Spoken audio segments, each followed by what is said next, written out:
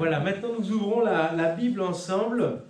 Dans Ésaïe 35, le texte que j'ai lu tout à l'heure, on va relire un extrait, les versets 3 et 4. Voilà, le titre du message va s'afficher.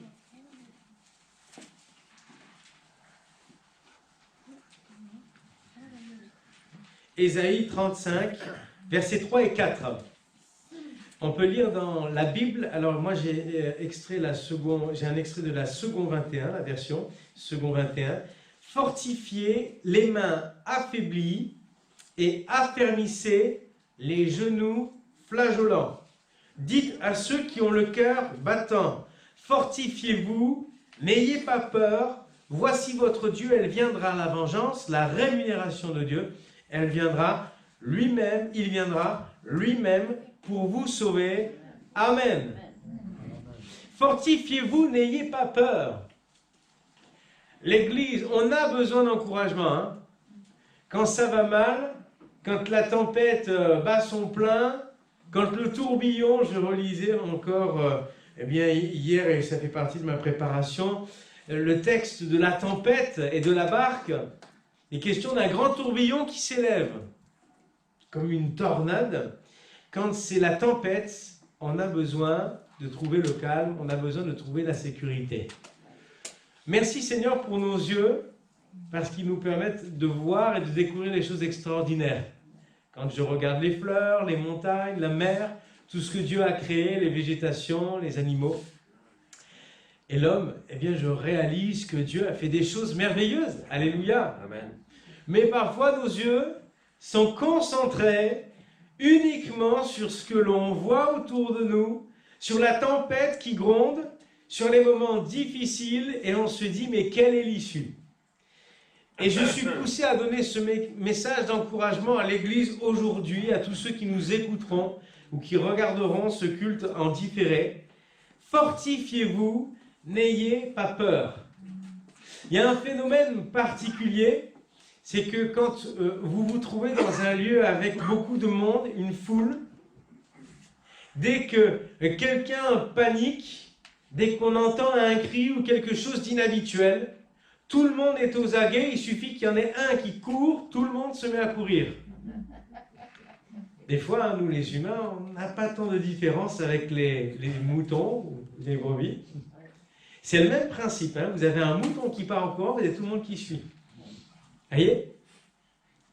Et je crois qu'on a besoin, eh bien, dans les moments difficiles, les moments d'inquiétude, les moments où parfois c'est la foule qui s'agite, et là je parle de la planète entière, quand les hommes ne savent plus quoi faire, quand on est déstabilisé, quand on est inquiet, de revenir au repos de l'Éternel.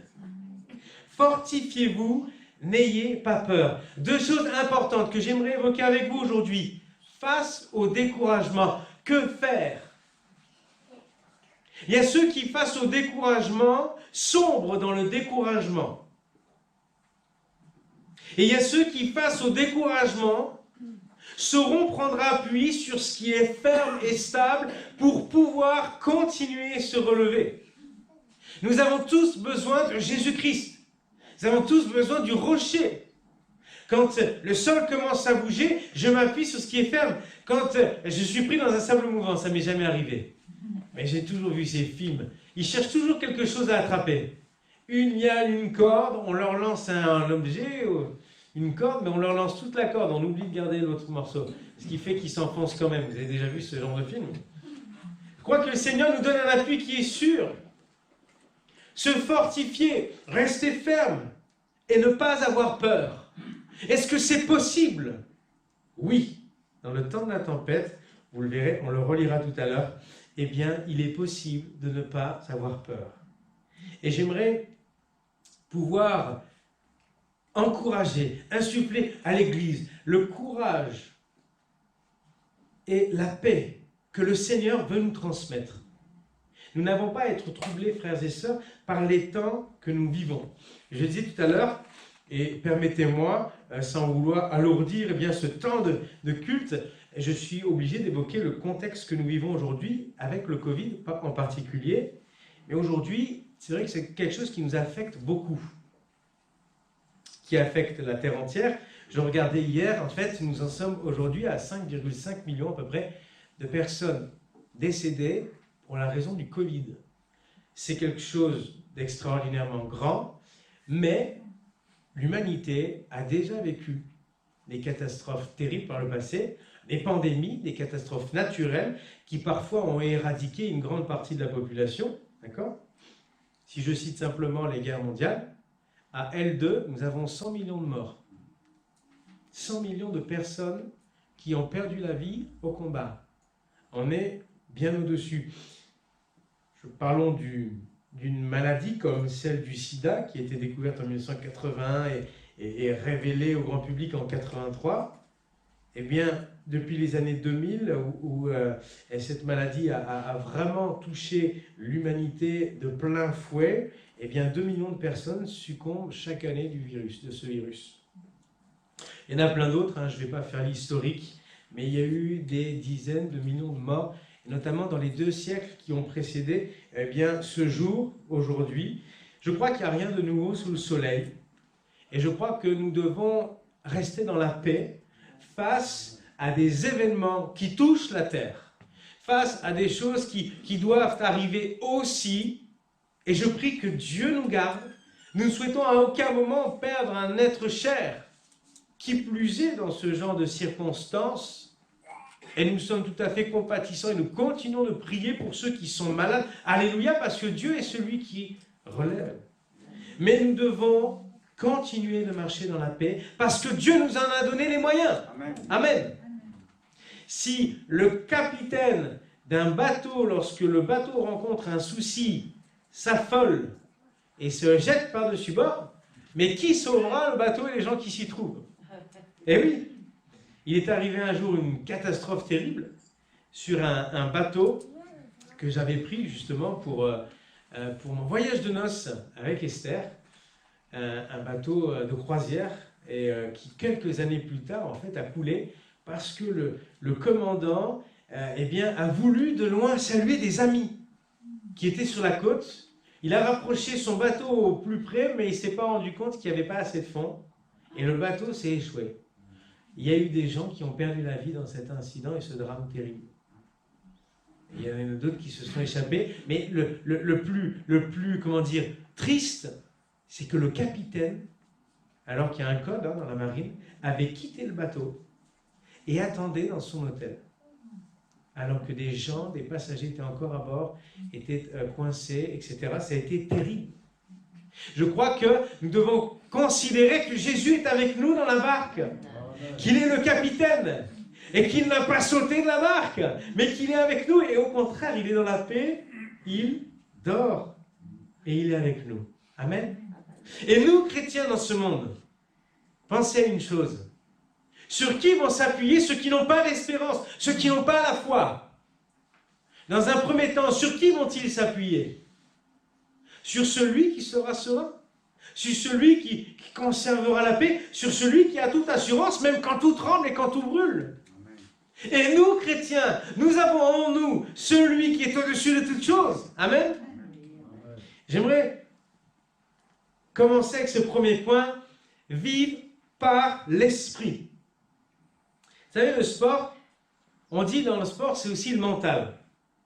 Et souvent, ceux qui gagnent, ce n'est pas simplement parce qu'ils se sont entraînés physiquement durement, mais c'est une question d'esprit, une question du mental. Je parle de l'esprit de l'homme ici. Une question de mental qui les emmène à pousser l'effort même quand ils n'en peuvent plus.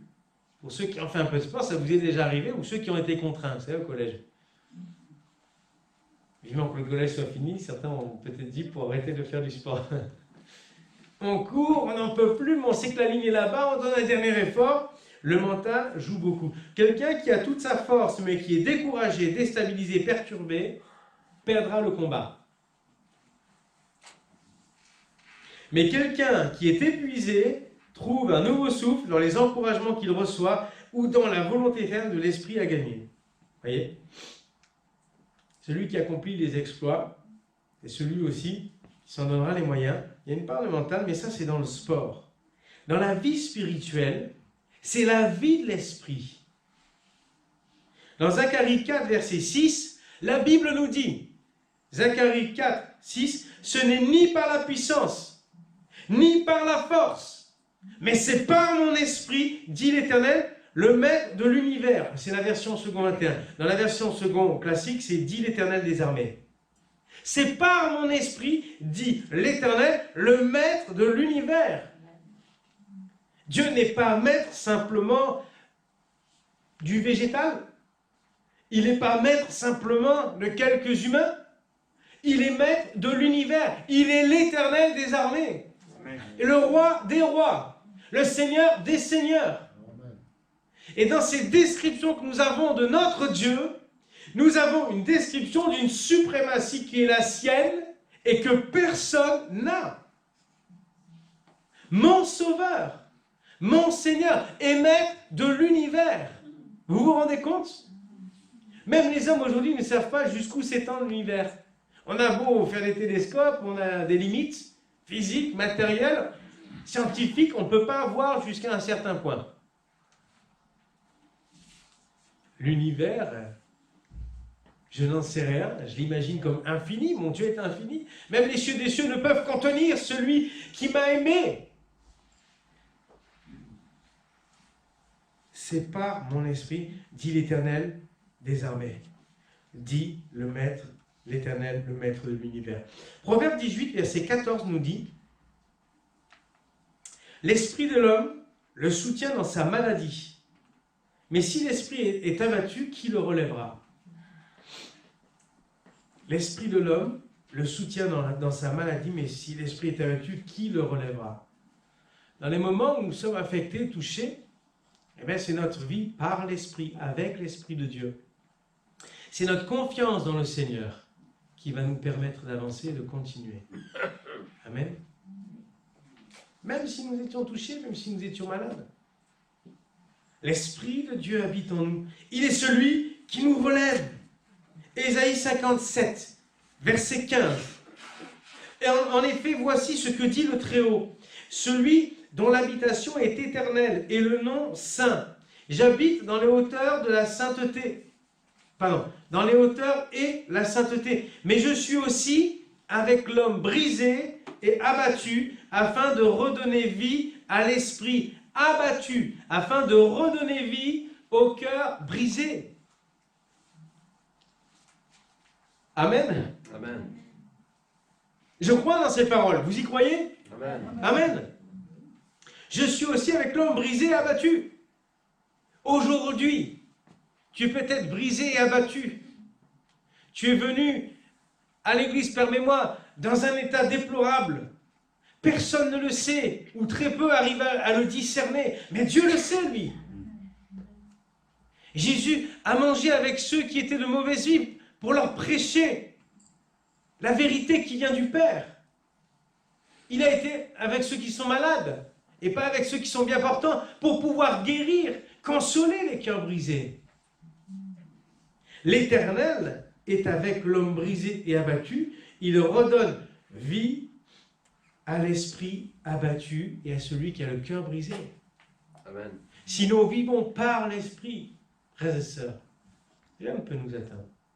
Aucune nouvelle, aucune mauvaise nouvelle, aucune pandémie, aucune maladie, aucun déchirement, aucun souci de famille ne pourrait nous abattre parce que le Seigneur est avec nous. Amen. Vivre par l'esprit, mais aussi vivre par la foi. On va relire ensemble, je vous laisse le chercher. Marc 4, verset 35. L'évangile de Marc, chapitre 4, verset 35.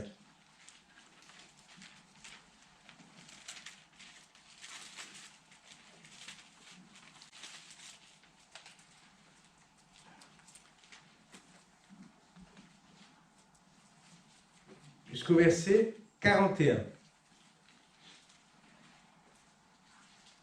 Marc 4, verset 35. Ce même jour, sur le soir, Jésus leur dit « Passons à l'autre bord ». Après avoir envoyé la foule, ils l'emmenèrent dans la barque où il se trouvait. Il y avait aussi d'autres barques avec lui. Il s'éleva un grand tourbillon et les flots se jetaient dans la barque au point qu'elle se remplissait déjà. Et lui, il dormait à la poupe sur le coussin. Ils le réveillèrent et lui dirent, « Maître, ne t'inquiètes-tu pas de ce que nous périssons ?» Je fais une pause. Nous pourrions dire aujourd'hui, « Maître, ne t'inquiètes-tu pas de ce que nous périssons? Est-ce que la terre périsse ?» Verset 39. S'étant réveillé, il menaça le vent et dit à la mer, « Silence, tais-toi !» Et le vent cessa. Et il y eut un grand calme. Puis il leur dit, « Pourquoi avez-vous ainsi peur? Comment n'avez-vous point de foi ?» Ils furent saisis d'une grande frayeur et ils se dirent les uns aux autres, « Quel est donc celui-ci à qui obéissent même le vent et la mer ?» Amen. On aime ce passage, hein, les enfants aussi. Hein. On le découvre dans le cadre du gibes et à ces moments-là, un texte qui nous marque. Regardez bien comment, quand se produit cet événement. Déjà, on est sur le soir, vous savez, entre le jour et la nuit, hein, la plupart du temps, dans les situations compliquées, on préfère le jour. Hein. Vous êtes d'accord avec moi? Ouais, la nuit, on n'y voit rien. La nuit, pour certains, ça réveille certaines angoisses. Et là, on est sur le soir, ce même jour sur le soir. La nuit arrive. La nuit qui, symboliquement, pourrait être comprise comme le temps d'incertitude, d'inquiétude, de peur. Vous savez que quand Jésus reviendra, il reviendra après cette période de la nuit. Hein, il vient comme un voleur dans la nuit. Ce qui montre bien que, il y a peut-être eu un temps de jour sur l'humanité et un temps de la nuit qui arrive, mais il est là, notre Sauveur, il est à la porte, il vient. Dans ces temps qui sont sombres, ces temps qui sont troublés, et ici, sur le soir. Mais quand on lit ensuite, je ne sais pas si vous avez remarqué ce détail au verset 36, ils l'emmenèrent dans la barque où il se trouvait. Ce n'est pas Jésus qui a emmené les disciples, vous avez remarqué ou pas? C'est les disciples qui ont emmené Jésus. Jésus était dans la barque, certainement avait-il prêché, vous savez, sur les eaux, c'est plus simple, avec l'écho et puis que la foule entende. Puisque Jésus a dit « passons à l'autre bord », ils l'emmenèrent dans la barque où il se trouvait. Voyez? Donc je pense que il a fallu aux disciples faire le choix d'être avec Jésus dans la barque pour ensuite traverser. Et oui, le Seigneur nous laisse le choix. Il nous laisse le choix. Il a dit, il faut passer l'autre bord. Maintenant, il va falloir pour toi passer de l'ancienne vie à la nouvelle vie. Passer de ce temps de terreur que tu as vécu, de ce temps où tu t'es senti abandonné seul, sans espoir, sans rien, et maintenant, passer à la vraie vie, à la vie éternelle. Et cela se fait avec Jésus. Alors, je t'invite ce matin, ce n'était pas prévu, mais j'invite celui ou celle qui ne l'a pas encore fait, de monter avec Jésus dans la barque, de faire de Jésus ton ami, de voyager avec lui, d'entrer pour voyager avec lui, de faire de Jésus ton compagnon de voyage, pour traverser et aller de l'autre bord. Parce que c'est ce que le Seigneur veut pour toi, c'est ce que le Seigneur veut pour nous. Amen.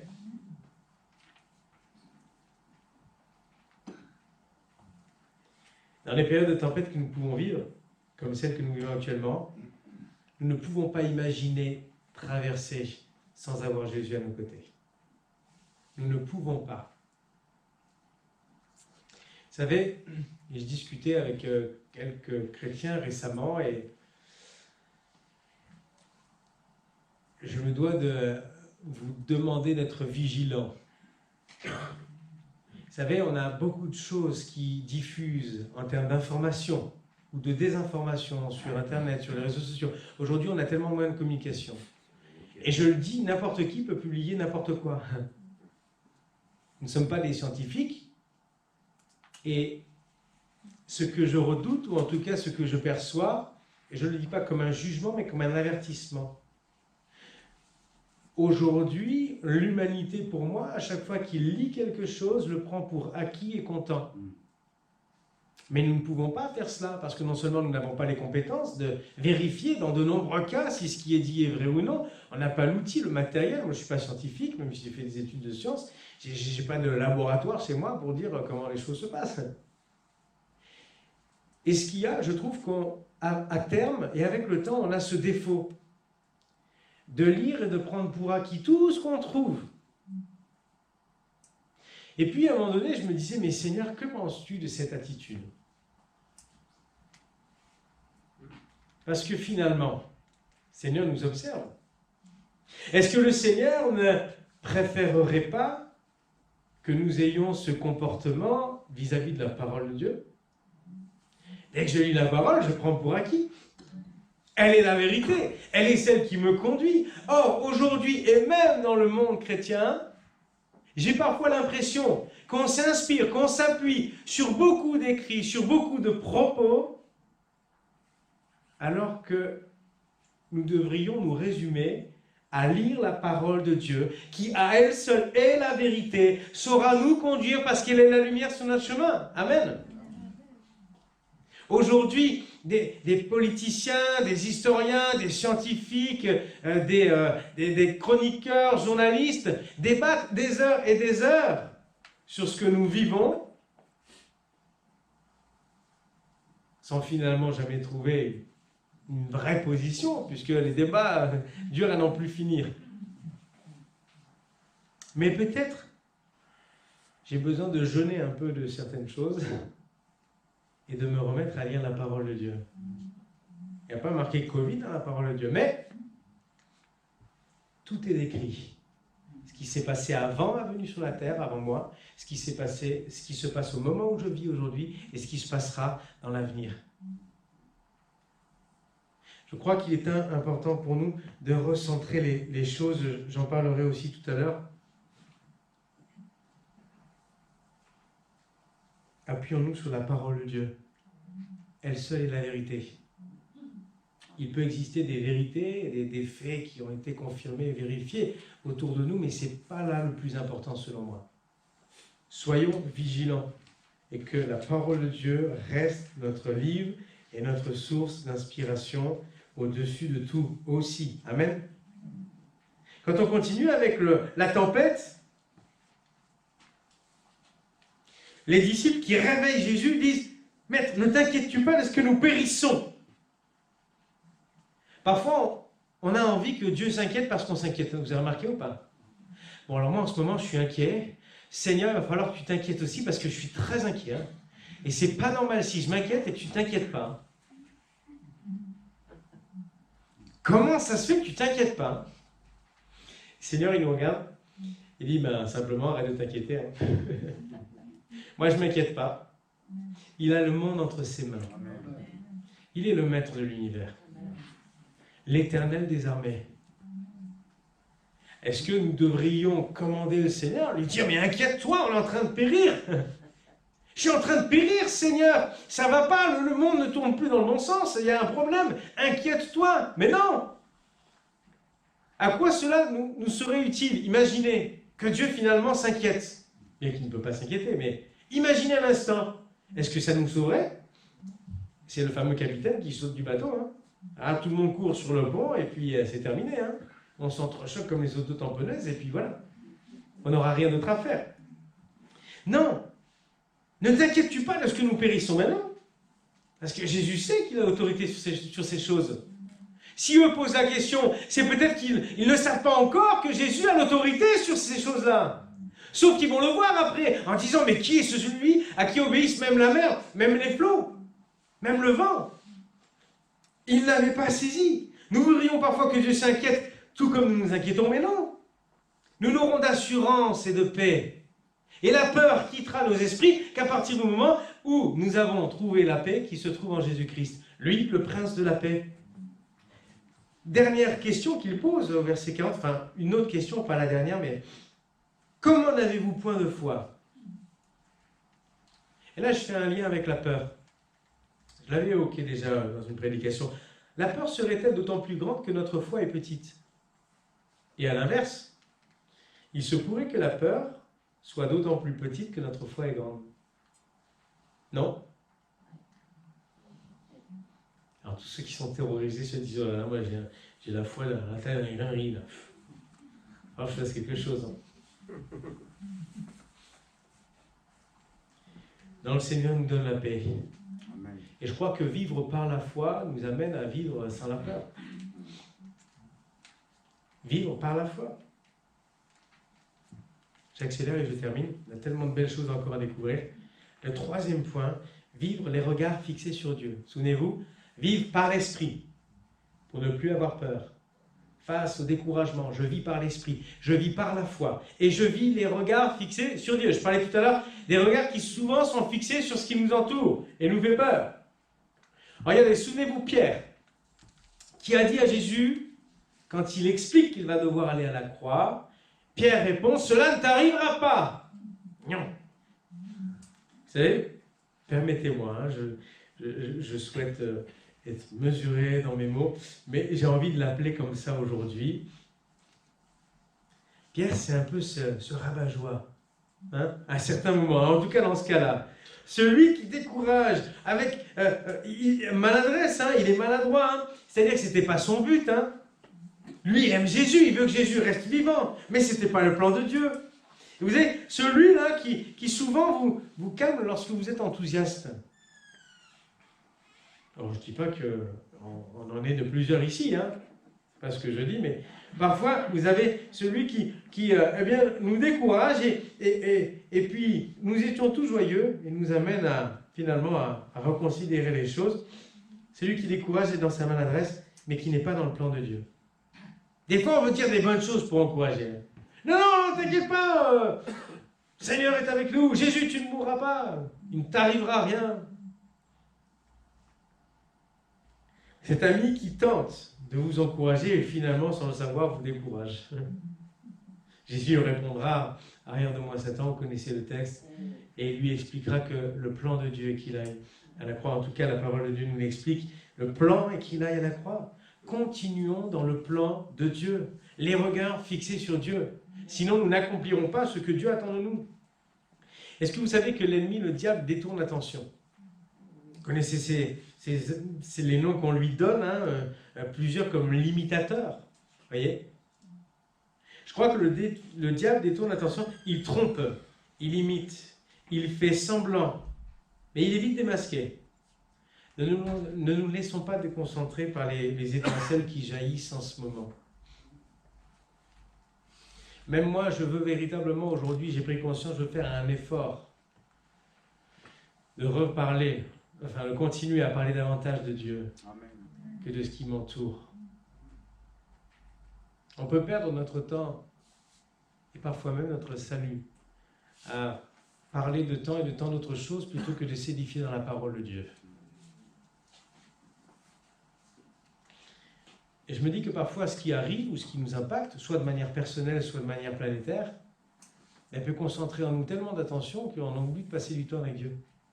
On oublie de lire la parole de Dieu qui seule est la vérité pour nous et seule doit compter.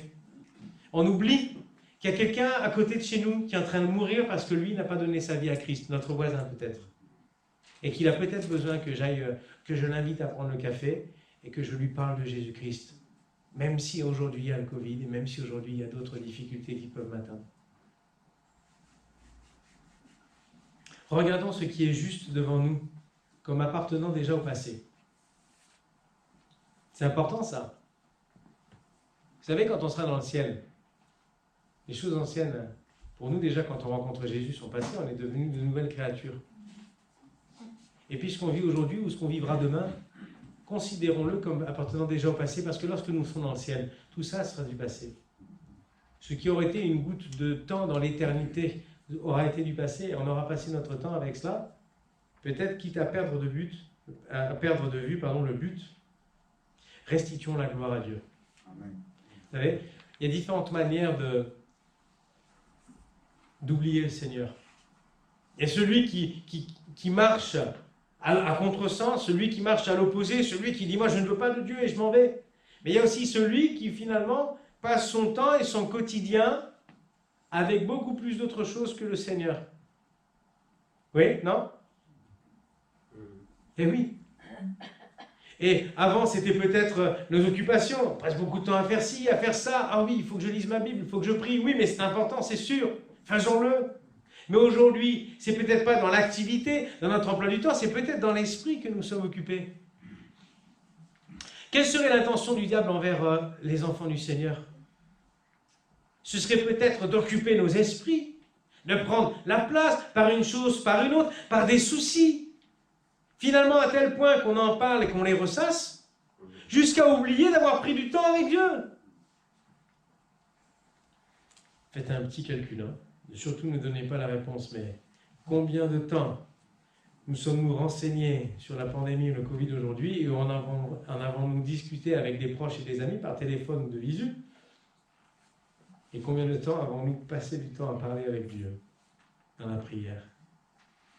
On ne doit pas perdre de vue le but, frères et sœurs. Et ne nous laissons pas distraire par certains artifices de l'ennemi, par les choses concrètes qui sont réelles, qui sont violentes et qui nous atteignent. J'en suis bien conscient. Mais ne perdons pas de vue le but. Lorsque dans la parole de Dieu, le Seigneur nous rappelle que nous n'avons pas à craindre la mort du corps, mais celle de l'esprit, la seconde mort. Amen. Celui qui voudra sauver sa vie la perdra. Celui qui la perdra à cause de moi et à cause de l'évangile la sauvera. Et c'est important de resituer, de reparler de ces choses-là. J'aimerais terminer ma prédication avec 3 exemples. Mon titre, c'était ne pas faire face au découragement. On peut être découragé. Ça peut arriver. Il n'y a aucun souci avec cela, on peut être découragé, mais l'essentiel n'est pas de rester dans le découragement, mais de trouver la solution. Prenons 3 exemples. Allez, on va citer Caleb et Josué. C'est dans Nombre 14, verset 5. Vous le cherchez avec moi, s'il vous plaît? Nombre 14, versets 5 à 10. Livre des Nombres dans l'Ancien Testament. 14, versets 5 à 10.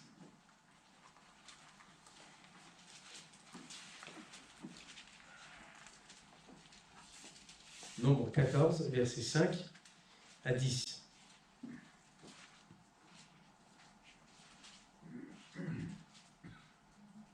Moïse et Aaron tombèrent sur leur visage en présence de toute l'assemblée réunie des enfants d'Israël. Et parmi ceux qui avaient exploré le pays, Josué, fils de Nun, et Caleb, fils de Jéphuné, déchirèrent leurs vêtements et parlèrent ainsi à toute l'assemblée des enfants d'Israël. Le pays que nous avons parcouru pour l'explorer est un pays très bon et excellent. Si l'Éternel nous est favorable, il nous mènera dans ce pays et nous le donnera. C'est un pays où coule le lait et le miel. Seulement, ne soyez point rebelles contre l'Éternel et ne craignez point les gens de ce pays, car ils nous serviront de pâture. Ils n'ont plus d'ombrage pour les couvrir. L'Éternel est avec nous, ne les craignez point. Et je fais une pause. Quand ils vont vers la terre promise, 12 espions sont envoyés par Moïse et Aaron. Et là, 12 reviennent. Il y en a 10 qui disent c'est fini, on va périr, ils sont des géants, on est comme des sauterelles à leurs yeux, on va se faire dévorer. Et il y en a 2 qui reviennent, Caleb et Josué. Et ils disent mais c'est un pays où coule le lait et le miel. On ne voit pas la même chose, hein. Ils sont allés au même endroit pourtant. Hein. Sauf que si on n'écoute que l'un, on se dit mais c'est bizarre, pourquoi? On dirait qu'ils sont allés à 2 endroits différents, mais non. Et là ils sont en train de déchirer leurs vêtements. Parce que le peuple ne les croit pas. Les peuples ne veulent pas les croire. Et oui, 10 contre 2, c'est la parole des uns contre les autres. Ça nous est arrivé parfois dans la vie spirituelle de nous retrouver dans ce genre de situation. Parfois même, dans le monde chrétien, et dire, mais j'ai l'impression d'être seul à marcher, d'être moi ou 2, on est 2 ou 3. Comment va-t-on gagner? Comment va-t-on avancer? Est-ce que mon église va continuer à avancer? Dans ma vie personnelle, spirituelle, peut-être, ça vous est arrivé, ça t'est arrivé, et à un moment donné, de dire, mais il n'y a que moi qui avance. Mon mari ne suit pas, mes enfants ne suivent pas, et moi j'en peux plus, ou alors c'est l'inverse. Mon épouse, eh bien, je l'encourage à chaque fois, je l'invite à venir, mais elle ne vient pas, mes enfants sont durs, c'est compliqué. Parfois on a l'impression d'être seul. Et c'est pas évident. Mais nous devons avoir le regard fixé sur Dieu. Puisqu'ils ont dit au verset 8, si l'Éternel nous est favorable. Caleb et Josué ont regardé à l'Éternel. Ils ont vu ce qu'il y avait. Ils ont vu la part promise. Ils ont vu que les gens étaient là. Ils n'ont pas fait fi des gens. Ils ont dit c'est un pays où coule le lait et le miel. Si l'Éternel nous est favorable. Les autres ne citent pas l'Éternel, en tout cas. Il y a ceux qui ont le regard fixé sur Dieu, Amen. malgré les difficultés, et ceux qui ne l'ont pas. Le peuple voulait fuir et repartir en Égypte. Vous imaginez ça? Et au verset 10, Nombre 14, 10, toute l'assemblée, regardez bien, parlait de les lapider. Ça fait peur. J'imagine un jour, j'espère que ça ne m'arrivera pas. Toute l'assemblée parlait de les lapider lorsque la gloire de l'Éternel apparut sur la tente d'assignation devant tous les enfants d'Israël. Et là, les choses sont closes. Amen. Amen. Parce qu'il y avait eu un doute. Mais la présence de l'Éternel va se manifester. Il n'était que deux à vouloir avancer, à vouloir marcher, à vouloir continuer, entrer dans la promesse de Dieu, malgré tout le trouble qu'il y avait là. Et comme leurs propos ne suffisaient pas à les convaincre, la puissance de Dieu est venue comme pour attester que le plan divin était là et que Josué et Caleb étaient dans le plan divin. Amen. Vous avez un autre exemple, David et Goliath. Dans 1 Samuel 17, 45, je vous le lis, c'est écrit, David a dit, « Moi je marche contre toi au nom de l'Éternel des armées », regardez on le retrouve, « au nom de l'Éternel des armées, du Dieu de l'armée d'Israël. » David devait se sentir bien seul. Tout le peuple est là, tout le monde est armé jusqu'aux dents, mais tout le monde reste sur le flanc de la colline. Non, non, on n'y va pas. Il y a un monsieur là-bas, il est tellement grand, là, même de loin, on a l'impression qu'il est devant là. Ah, c'est vrai. David est le seul. Et ce que je dis là, ça peut arriver à un pasteur, ça peut arriver à un enfant de Dieu, ça peut arriver à un chrétien de l'église, ça peut arriver à quelqu'un qui n'y connaît rien de tout cela. On a parfois l'impression de se battre seul. Mais si nous regardons à Dieu, alors continuons d'avancer, même si nous sommes seuls. Et David, lui, a dit, non, moi j'irai, je combattrai. Il s'est dressé, lui, tout petit, tout blond, tout beau, avec une armure qu'il ne pouvait pas porter, celle de salut. Il est allé, parce qu'il marchait au nom de l'Éternel des armées. Et lui, regardait à Dieu. C'est comme ça que dans ces temps de trouble, il est allé combattre celui qui s'opposait à l'armée du Seigneur et qui insultait le nom de l'Éternel. Dernier exemple, Jésus. Lorsqu'il comparaîtra. Avant que les soldats ne viennent le chercher, vous vous souvenez, dans le jardin de Gethsémane, il est là et il prie. Et il prie le Père. La situation va s'aggraver, il le sait. Les temps sont troublés. Les gens viennent pour le faire périr, mais avant il va comparaître dans un jugement qui est d'ailleurs totalement manigancé. Mais avant cela, il prie et il regarde au Père. Les temps sont troublés. Il est seul. Parce que tous vont partir, tous vont fuir. Pierre va dire, moi je serai avec toi jusqu'au bout, mais on le sait, il va le renier 3 fois. Il y a même celui qui va laisser son vêtement et il va partir, tout nu comme il est. Jésus va se retrouver seul. Dans un temps sombre, un temps difficile, un temps où la mort guette. Mais alléluia, la résurrection est là. Amen. Et il va rentrer dans le plan du Père. Parce qu'il regarde au Père, comme David a regardé au Père, comme Josué et Caleb ont regardé au Père, à l'Éternel des armées, au Dieu vivant, au Maître de l'univers. Parfois nous sommes seuls alors que tous sont figés et atterrés. Peut-être qu'aujourd'hui on voudrait clouer tout le monde, figer tout le monde. Ne restons pas là figés, frères et sœurs. Cherchons la vision de Dieu, cherchons son plan. Peut-être c'est là l'instant clé pour l'Église, de briller et de montrer que là où tout le monde s'inquiète de la tempête, les enfants de Dieu ont foi et n'ont pas peur. Parce que Dieu est présent avec nous. Et si Dieu est avec moi, alors je peux marcher, je peux continuer, je peux servir d'exemple à cette ville, à cette nation, à notre pays de France. Je peux servir d'exemple au monde. N'ayons pas peur, même si nous ne sommes que quelques-uns. Amen. Amen. Je relis Ésaïe 35, verset 4. Fortifiez-vous, n'ayez pas peur. Fortifiez-vous, n'ayez pas peur. La parole de Dieu me fortifie, pas mon téléphone. Mon Seigneur me sauve. J'ai l'assurance de la vie éternelle. Alors que dois-je craindre aujourd'hui? Rien. Seigneur, bénis-nous et conduis-nous dans tes plans, ne serait-ce que si nous étions une poignée. Fais ton œuvre, Seigneur. Alléluia. Amen. Seigneur, béni sois-tu. Merci pour ta parole. Merci pour les Écritures. Merci pour la vérité, Seigneur. Le monde aujourd'hui vit dans un pléthore d'interfaces. Aujourd'hui, l'ordinateur et autres choses sont des écrans, mais aujourd'hui, montre-nous la réalité.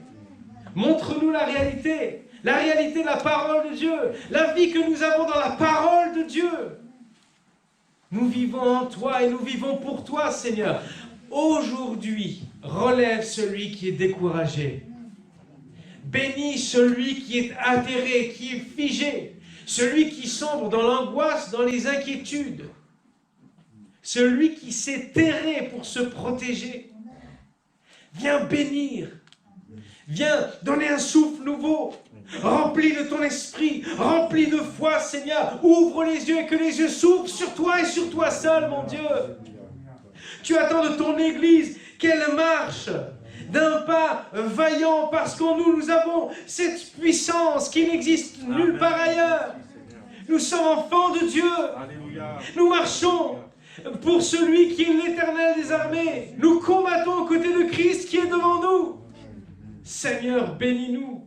Relève tous ceux qui sont découragés. Relève tous ceux qui sont affligés pour une raison ou pour une autre, Seigneur. Tu connais toutes les vies personnelles. Tu sais ce qui fait mal. Tu sais ce qui est douloureux. Tu sais les larmes. Tu connais, Seigneur, ces instants de solitude. Tu sais, connais ces périodes sombres, cette nuit qui est là et qui pointe. Mais Seigneur, toi, tu es la lumière. Et tu nous fais marcher avec toi, Seigneur.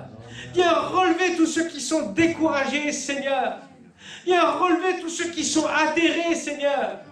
Parce que je veux dire, et même si celui qui s'oppose à nous nous entend, peu importe, je veux dire que je marche avec le Seigneur, que je suis son serviteur, et que je veux continuer de marcher avec lui, et que rien de personne ne pourra me séparer de l'amour de Christ. Alléluia.